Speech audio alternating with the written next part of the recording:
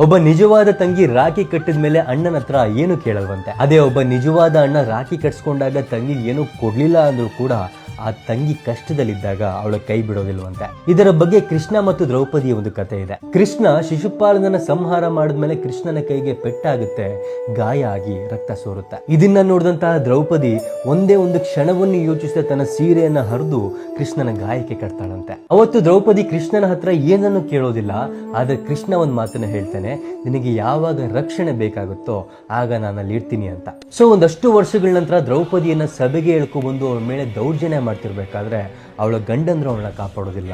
ಶ್ರೀಕೃಷ್ಣ ಬಂದು ಅಣ್ಣನ ಸ್ಥಾನದಲ್ಲಿ ನಿಂತು ದ್ರೌಪದಿಯನ್ನ ಕಾಪಾಡ್ತಾನೆ. ಇಲ್ಲಿ ತಂಗಿಯಾಗಿ ದ್ರೌಪದಿ ಕೃಷ್ಣನಿಗೆ ರಕ್ಷೆ ಕಟ್ಟಿದಾಗ ಏನನ್ನೂ ಕೇಳೋದಿಲ್ಲ, ಕೃಷ್ಣನು ಕೂಡ ಏನನ್ನೂ ಕೊಡೋದಿಲ್ಲ. ಆದ್ರೆ ಒಬ್ಬ ಅಣ್ಣನಾಗಿ ಕೃಷ್ಣ ತನ್ನ ತಂಗಿಗೆ ಯಾವಾಗ ಅವಶ್ಯಕತೆ ಇತ್ತೋ ಆಗ ಅವಳ ಜೊತೆಗೆ ನಿಲ್ತಾನೆ. ಸೊ ಈ ರಕ್ಷಾ ಬಂಧನಕ್ಕೆ ತಂಗಿ ಅಣ್ಣನ ಬಳಿ ಏನು ಕೇಳಿಲ್ಲ ಅಂದ್ರು, ಅಣ್ಣ ತಂಗಿಗೆ ಏನನ್ನ ಕೊಟ್ಟಿಲ್ಲ ಅಂದ್ರೂ ಕೂಡ ಸರಿಯಾದ ಸಮಯಕ್ಕೆ ಆ ತಂಗಿಯ ಮತ್ತು ಸಹೋದರಿಯರ ರಕ್ಷಣೆ ಮಾಡೋದು ನಮ್ಮ ಒಂದು ಜವಾಬ್ದಾರಿ ಆಗಿರುತ್ತೆ ಅಂತ ನಾವು ಅರ್ಥ ಮಾಡ್ಕೋಬೇಕು.